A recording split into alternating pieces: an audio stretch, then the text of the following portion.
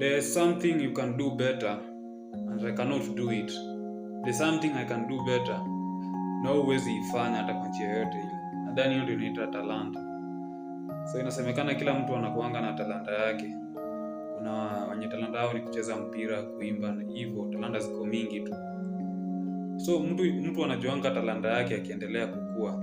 Utaanza tu kuona saa niko na passion kufanya kitu fulani. Hivyo ndio mtu anarealize talanta yake. Lakini unajua kuna watu wamezeeka na hawajui talanta yao ni gani. Lakini makosa sio yao. Sijui pengine ni nyota ndio waliibiwa ama anyway. So mimi naona hii talanta inakuanga in different levels. Si wote tunaweza kuwa na talanta moja lakini in different levels.